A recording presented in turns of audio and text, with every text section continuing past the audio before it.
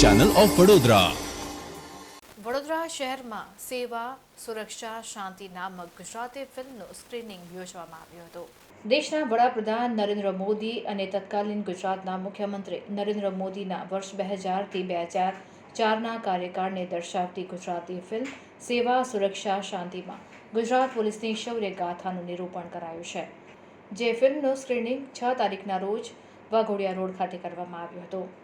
આગામી 10 તારીખે વડોદરા સહિત મધ્ય ગુજરાતના સિનેમાગૃહમાં આ ફિલ્મ રિલીઝ થશે. જે પહેલા યોજાયેલા ખાસ સ્ક્રીનિંગમાં ફિલ્મના કલાકાર સ્મિત પંડ્યા અને મૌલિક પાઠકે જણાવ્યું હતું કે શિવશક્તિ સિને આર્ટ, કુબેર ફિલ્મ્સ એન્ડ ટેલિસિરિયલ્સ અને માહી પ્રોડક્શન્સ દ્વારા બનાવવામાં આવેલી ગુજરાત પોલીસની શૌર્ય ગાથા સેવા સુરક્ષા શાંતિ ફિલ્મના નિર્માતા અજય ગોહિલ અને લેખક દિગ્દર્શક મનોજ નથવાણી છે. આ ફિલ્મમાં અમારી સાથી કલાકાર તરીકે કલ્પના ભગતાણી, ઝારા ખાન, રવિ બારોટ, પારસ, શ્યામ યાદવ, નિરાલી દરજી, શૈલેષ રાઠવા અને ટીલુ શર્માએ વિવિધ કિરદાર નિભાવ્યા છે.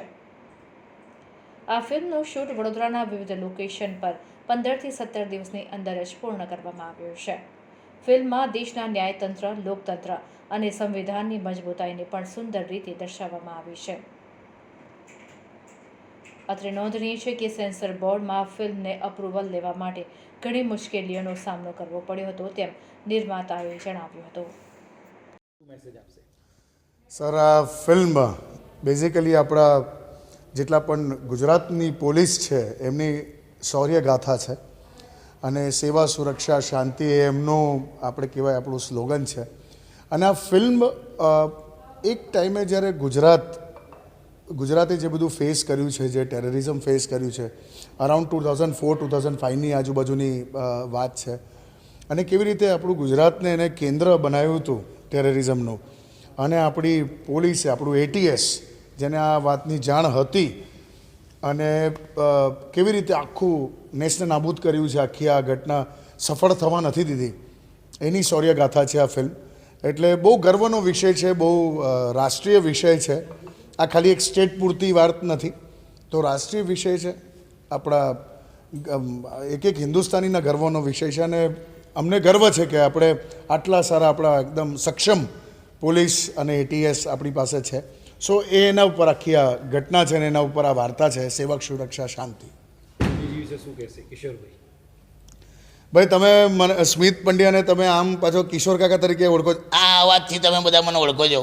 તો તમે અત્યાર સુધી મને બહુ જ કોમેડી, બધા માત્ર કોમેડીના રોલમાં તમે જોયો છે, સખત લોકોને હસાવતા જોયો છે. પણ આ ચલચિત્રમાં, આ મૂવીમાં હું એક યશસ્વી નેતાનો રોલ જે ભજવી રહ્યો છું, એમાં તમે મને એક્સપેક્ટ નહીં કર્યો હોય કે સ્મિત આવો સિરિયસ રોલ પણ કરી શકે છે. તો મને બહુ આનંદ છે કે મને કાસ્ટ કરવામાં આવ્યો. અને મારી જે સંવાદો છે, મારા જેટલા સિરિયસ અમુક જે ડાયલોગ્સ છે, એ જોઈને તમને શોખ તો લાગશે જ કે યાર સ્મિત આવું કરે એમ. પણ મજા આવશે, તમે આ જોજો નજીકના સિનેમાઘરોમાં અને તમને ખૂબ મજા આવશે. અને બહુ ગંભીર મુદ્દો છે એટલા માટે. મૂવી વિશે એટલે આતંકવાદની વિરુદ્ધનું અને એના માટેની ફિલ્મ બનાવી છે, જેમાં હું આતંકવાદી જ બન્યો છું. અને ગુજરાતમાં અમે આતંકવાદનું ગઢ બનાવવા જઈ રહ્યા છે. અને સ્લીપર સેલને લીધે થઈને અમારો આ પ્લાન અને ગુજરાત પોલીસને લીધે થઈને પ્લાન નિષ્ફળ જાય છે. આ મૂવીમાં એ વાત છે. પોલીસનો રોલ, આતંકવાદીનો રોલ એટલે સામે પોલીસનો રોલ હતો ATSનો. કેવું નવું લાગ્યું બધા રોલ કરતાં? નવું તો લાગે જ, કારણ કે આતંકવાદી બન્યા છે, નહીં કરવાનું જે કરવું પડે એ આમાં રાખવું જ પડે અમારે. Thank you. મારો રોલ આમાં ATS ઓફિસરનો છે, જે આતંકવાદીઓને પકડે છે. ગુજરાત પોલીસ ઓફિસર છું. અને it is not about any religion, but આપણા સ્ટેટને કેવી રીતના સેવા આપવી, સુરક્ષા જાળવી રાખવી અને શાંતિ પ્રદાન કરવી પબ્લિકને, એના ઉપર આ મૂવી છે. કેવું લાગ્યું આ રોલ કર્યો છે? અરે બહુ મજા આવી, very nice. Thank you. Crime માટેની આ ફિલ્મ છે અને સેવા સુરક્ષા શાંતિ એ ગુજરાત પોલીસની ટેગલાઇન છે.